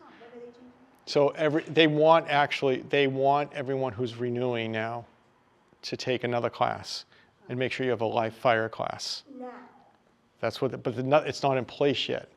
So we have 2 years before, or 18 months before that becomes in place, before they put that rule out. I know, why do people want to have a license to carry? Yeah, 863. Yeah, sure. So they can carry. They can carry a gun, just like I am. And we don't have a, in Massachusetts, you're not required, people don't do this, but you can open carry in Massachusetts. Like, people think of like Texas, right? You know, they carry their gun on the outside. You can do that in Massachusetts. It's not illegal. I don't recommend it because I want the element of surprise if I had it, right? And I always tell people that, because people, can I open carry? You can, but you better be able to defend it. And I don't mean politically. I mean, if you get your gun stolen and I get shot with it, I'm going to be upset. And my family is too. So you better be, so that's why, like, I tell people it's better just to conceal carry. Your car, I know somebody who has one in the car and they run a post office. As long as you have it locked up, you're good. They don't always, just to run the post office and come out. I know what the Well, I tell them that they could lose a lot. So, what was the next thing? Do you have any questions on the budget or no? No? Okay, we can skip that one. Yeah, that's like where we're spending all our money. Yeah. So if there's an area of the budget, and you could go out, I think Bolton did it at one time. They had like the top town in Massachusetts for giving out tickets. Yeah. So could you like give out vests and bike helmets to kids? So we get, I'll give you my point of view on tickets. They affect one person, one time, in one location, right? I stop you, you'll never speed through that area again, right? If I give you a ticket. Well, some people. Some people. Did you just make a note? No, that was me. Oh, okay. So there's a computer. But if you, but the money doesn't come back to the police department. 50% of the money comes back to the general fund in Stow.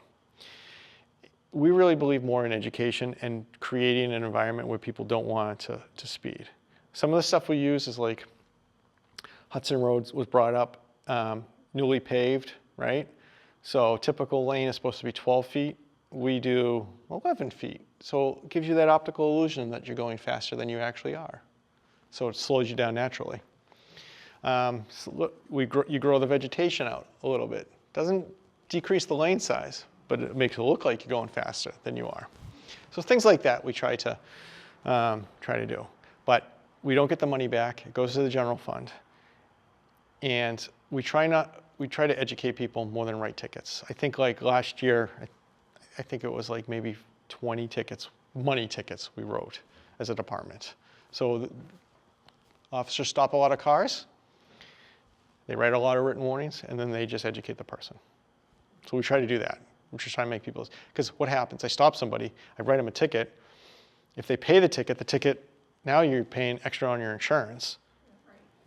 You know, it's just this, what am I doing? Why am I doing that? You know, some people deserve a ticket. Some people walk themselves into a ticket, you know? And I can tell you, like, we have a traffic grant. I stopped 10 cars the other day.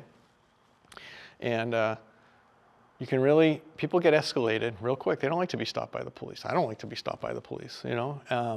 Not that it happens. Especially when I have a uniform on. And we have to pay attention, we have to abide by the same rules. And what helps us is, like, I have a body camera, and that helps, like, once people know they're on camera, they quiet down a little bit. They're not as mouthy, so. I just want to make a comment. You all must remember when Bolton was doing that. Yeah. You know, had the officers there and stopping. Yep. I still remember. Yep. So what they did, what Bolton had was a traffic safety grant. And they were able to get a cruiser on that grant, but they had to stop pretty much everything. And it was 6 miles an hour over. If you were doing 6 miles an hour over, you would get stopped. And the other thing is and they still do, have a lot of young officers. And when you're young, you want to make a name for yourself. And especially if you're using Bolton or a police department as a stepping off point and you're trying to build your resume. I stopped 400 cars this year. I made 18 arrests. You know, like you're building, like as a young officer, you're like, I did all these great things. These are quantitative things that I could show. And so that's what they had over there. So, anyway. That was like 30 years. I know. And that's how, yeah. Well, I mean, they still like there, but I mean, They had very aggressive. they had a blue Bronco. It was call sign was 6H, 6 Highway Safety, 6 Hotel. I remember it very clearly. I did not get pulled over by that. The old chief, Warren Nelson, he pulled me over. But, so. Can't give a body cam to other police so we're going. No, there's there's 2 full-timers, myself and the lieutenant too, and then and my part-time officers. We had some union negotiations. We couldn't come to an agreement. So the Department of Labor Relations said it's a changing working condition, so I have to come to a successful negotiation. And I did not come to one. So the union members do not have to wear it. But I wear it. Helps me. Will you think you are using it and the lieutenants that you will be able to convince your officers that it's a complementary benefit? I think the tide is changing. I think eventually, but now we're at a point where ARPA money's gone, grants are gone, and to get everyone in the department, it would be like $60,000. Because you get 5 years of service. I take a video, and as soon as I stop taking the video, it gets uploaded to the cloud and secured as evidence, and you have to keep that because it's evidence. And not only is it evidence, but public records. So you have to keep all this stuff available. And so that's where the cost comes in. And right now I'm looking at, for new equipment, within 2 years, the tasers that we carry have an end of life. And so I just got the bill for that. I have not made a plan, but the bill was $73,000. For how many tasers? 15. You know, how long is one of those last? If we, Should they come from China? no. So if they can last about we can go maybe like 10 years on them. But the problem is like the ones we have, we're trying to just stock up on cartridges and batteries, and because they're going to stop making them and stop selling them. So we're trying to stock up now to get a little bit more time out of it. But if the frame breaks, then we can't use it. So it's just a piece of plastic. So 3D it. look at 3D it. So I'm just going to end with with what we have coming up and what our future looks like. I think it's the next one down. So we were able to secure a therapy dog, Maverick. Maverick will be here on Monday, and 8 weeks.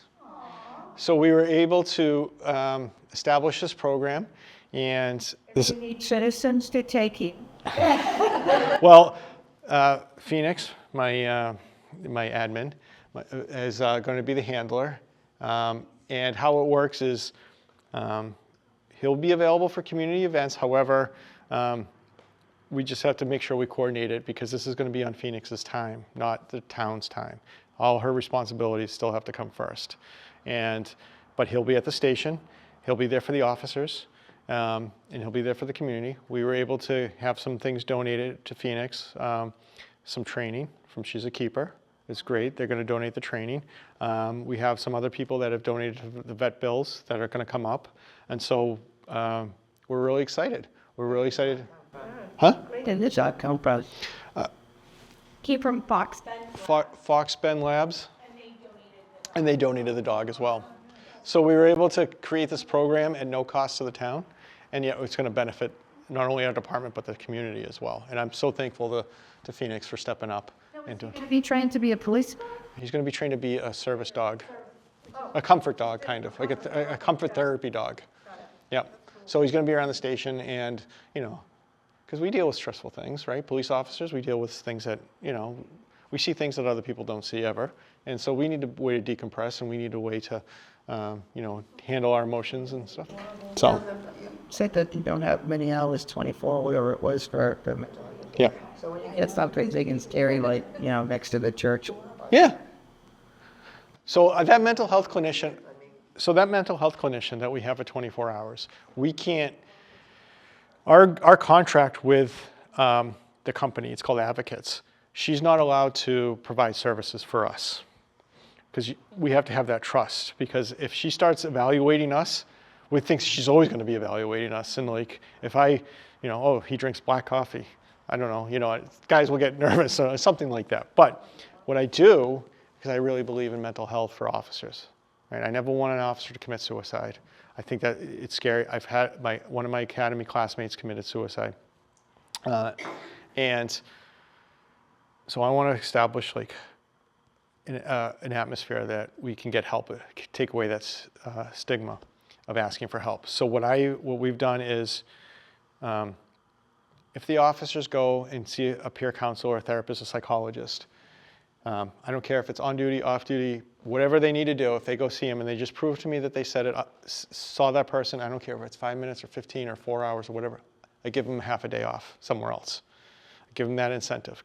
Because if they're not talking to me, because there's always that, the chief's going to take my gun, the chief's going to suspend me, or the chief's going to put me on administrative leave. They're talking to somebody else then. Give them the avenue to talk to somebody else. Check up from the neck up. That's what we call it. She has 24 hours. Is there any 24 hours to meet her? Or is it just No, she's a certain schedule. So it's, she's, with her trying to get out of that house that day? yeah.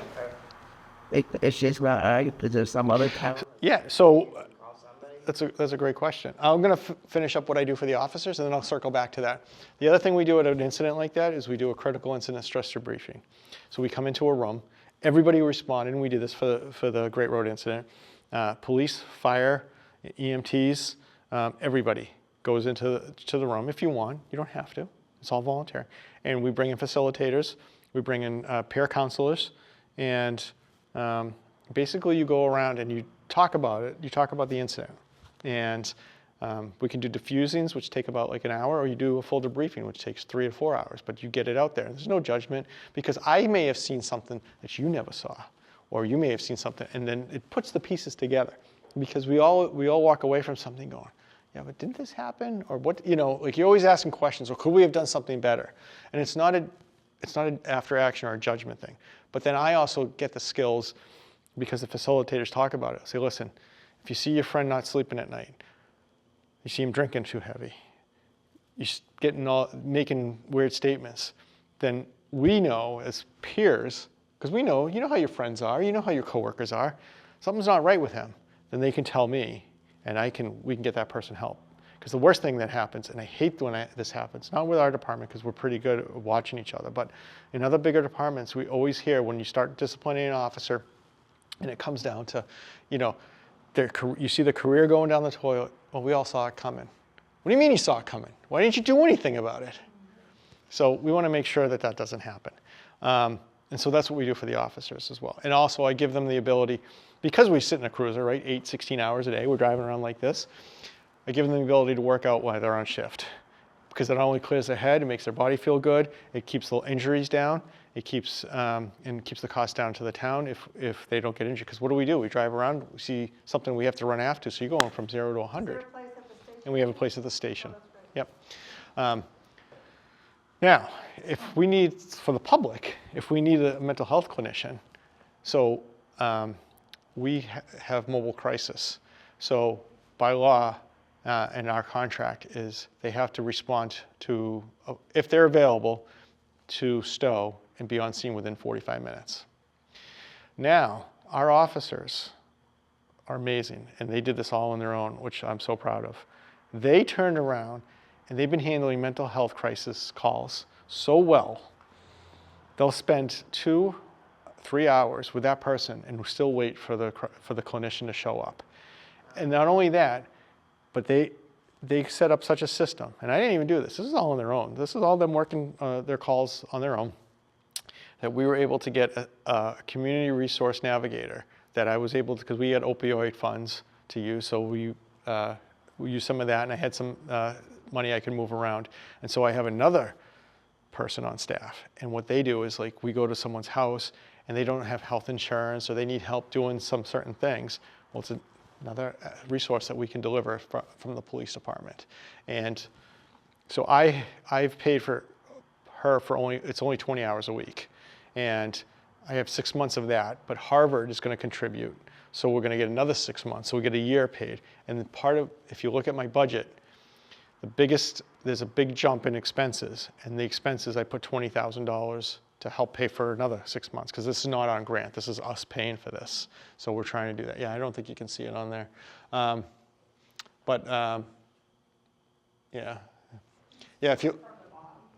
If you look for the second clinician, so my other expenses went from $11,000 to $29,000. The fourth one up, and that's why, is because I put it in there that I want to pay for this other position, because I can't get a grant on it. And if we lose the grant that I talked about earlier, yeah, there's going to be a time I may come to the town and say, I think we should spend the 60, and Harvard will hopefully do the same, and then we could still continue this program. Quick question about the grants. Does I know that there's that NETA housing zoning that we have to implement because we're near the station?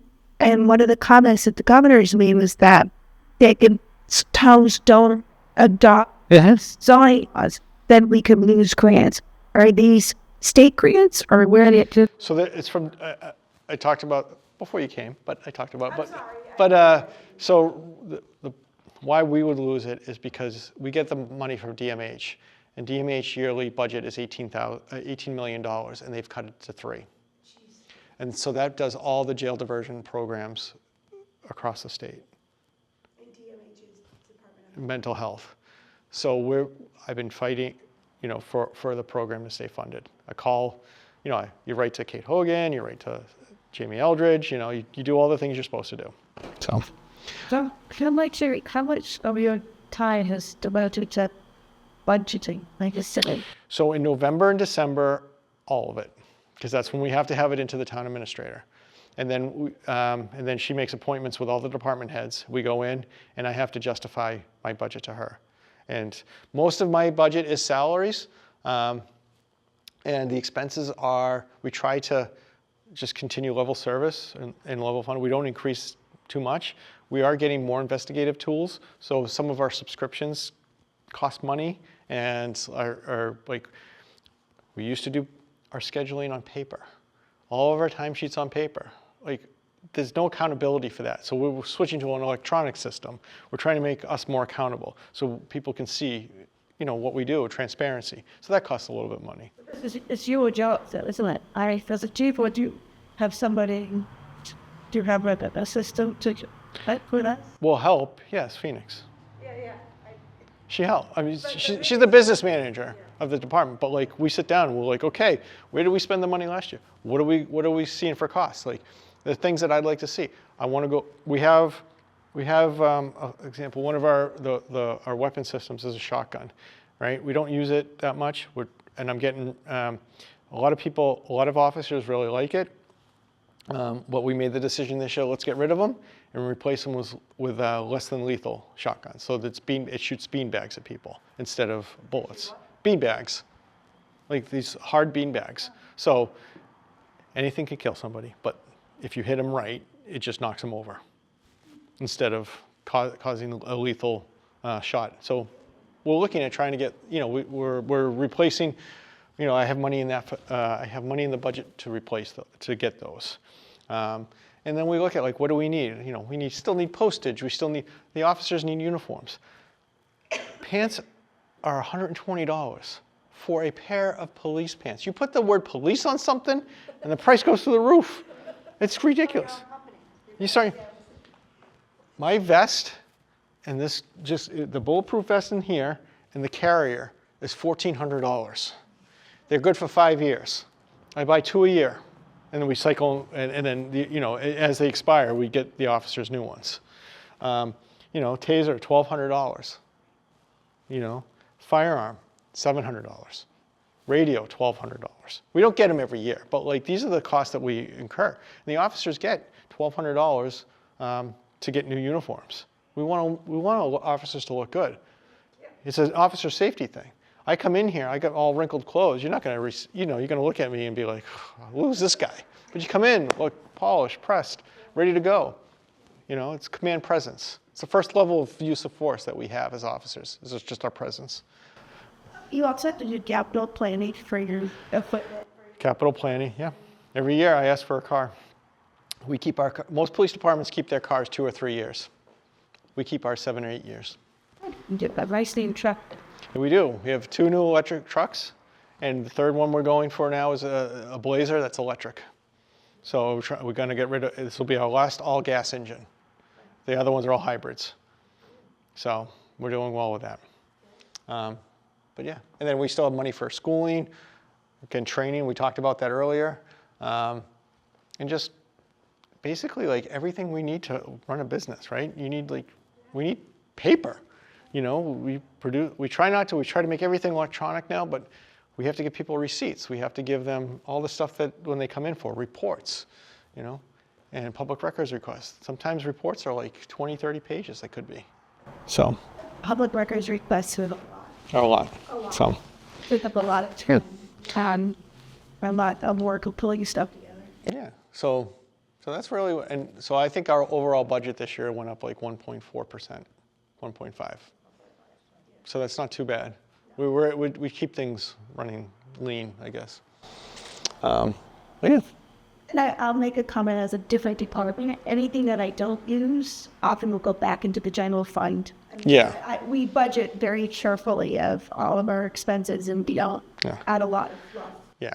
No, there's the only fluff, I guess, that I have is when an employee leaves and I'm not paying that salary.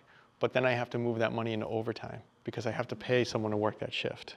So why my overtime budget is high, but my salaries, I can move that money over. So we're not constantly, but once a year we shift money. That's what we did the other day at the select board. So that's it. Well, I don't have anything else unless you guys do. Oh yeah, so you want to go to that page? It's not on here, but I can pull it up. Oh, so I talked about National Night Out. That's coming up August 5th. And then the other thing that we're doing is, has anybody watched Netflix, watched the Gabby Petito story?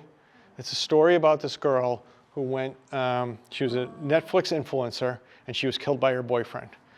And you heard the whole story.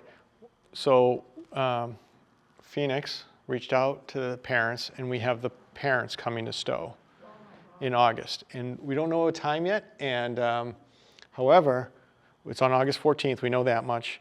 And we're going to do a whole domestic violence panel. We're going to have the parents there, myself, my lieutenant, and DVSN, which is our Domestic Violence Services Network.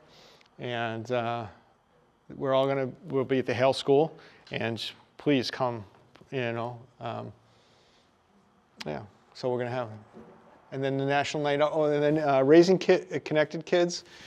If you know any parents out there that are, have kids that are going on their phone and everything, will be here on May 6th. And I forget the name of the doctor. Dr. Allie Baker. She'll be doing a whole presentation, as well as we'll be on site to answer questions as well about your cell phone use and the dangers and what parents can do about that. So, and then National Night Out, which I talked about. So. You did a lot. Well, thank you. National Night Out, I think the night that was a lot of fun last year. Yeah. We're going to be at Center School. It's going to be bigger, better. Every year we're going to try to be better. It was August 8th, where the police fire open house, or did I write the date down? So I messed up. I said it's August 5th. And we have flyers if you need one when you leave. So. In the Stow police, when they arrived, so if there's an emergency, so at one of the council on aging meetings, they had a thing where you have access to our phones to get our emergency contact information. If your phone is unlocked, then yes. If your phone is locked, maybe, because like if you have facial recognition, I can stick the phone up to your face and get it unlocked. Or if you have Siri activated, if it's an Apple product, I could say call whoever.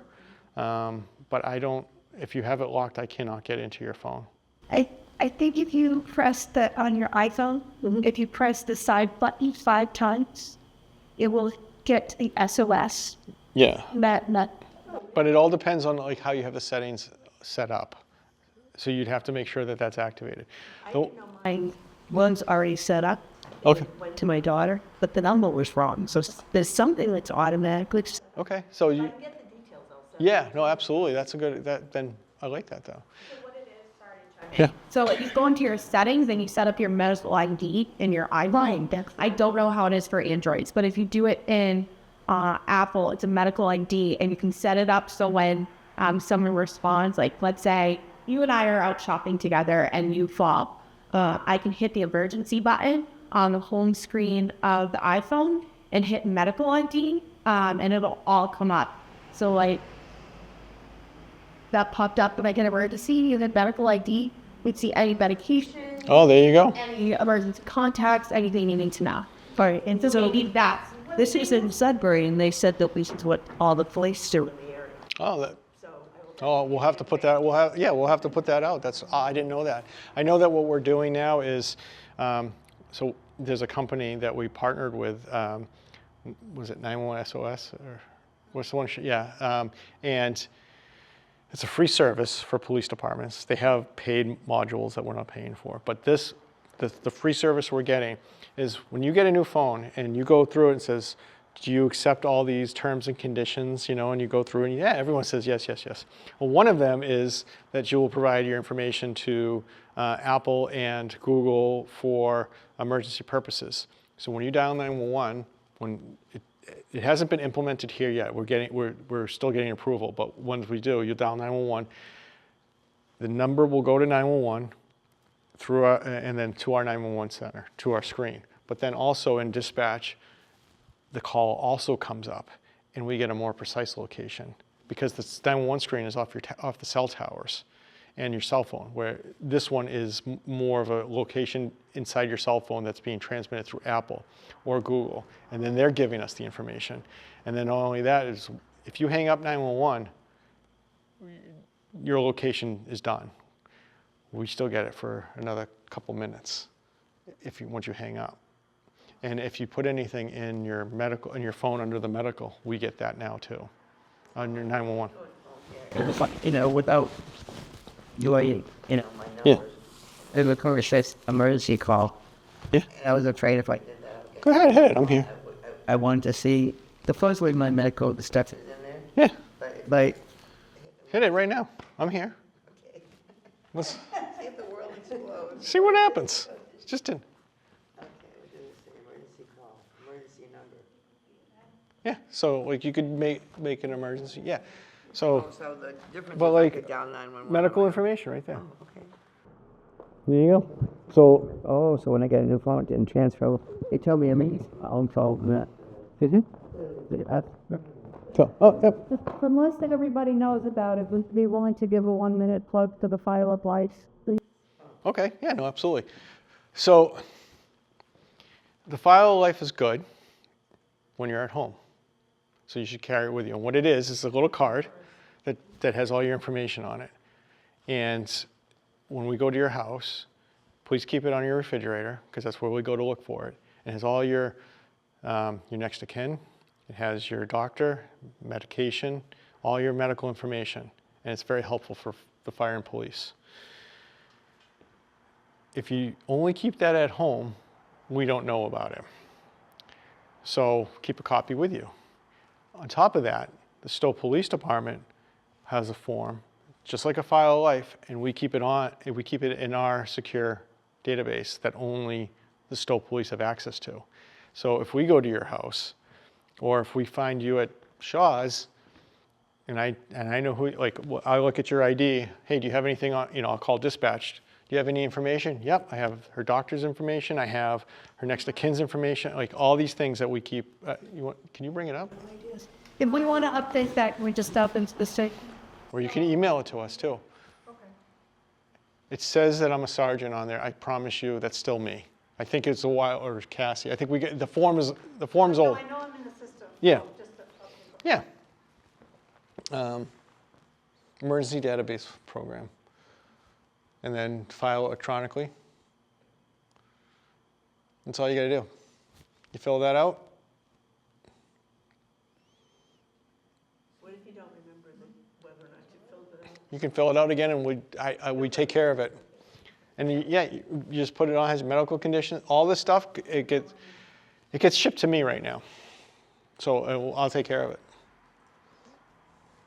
Kind of my Denise, I become five, so I wasn't talking about Denise thing. Trinity says she has, because my salt lake fridge is stainless steel with thermostat, so she wrote under the Side was By my, Yeah. what do you call it? My phone in the kitchen. Yeah. Counter. And you should always, like, every couple months, just to look at the updated. write it in pencil what makes the writing. Yeah. One of the things I wanted to mention that maybe you all know or you don't know, but on the homepage there is a place that you can get text alerts or subscribe to e-alerts, which would give you information. Mm-hmm. That's posted onto our website. I know the department, you have a Facebook page and stuff, but Yeah. Facebook, but I don't. I don't go on Facebook, but I sign up for e-alerts, so when things get posted to me as announcements on the main page, or things about elections, or things about the different committee and board meetings, you can go alert and sign up. Like you don't have to have a Facebook account to view our Facebook page because we're a business and it's public. So you can literally just search, like if you go into Google. Right, but when you post it, if we don't get, No, we wouldn't get those. If you want to check it sporadically, you can. that correct.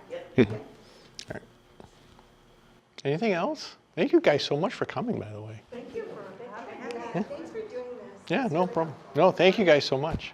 And grab a water before, take some snacks.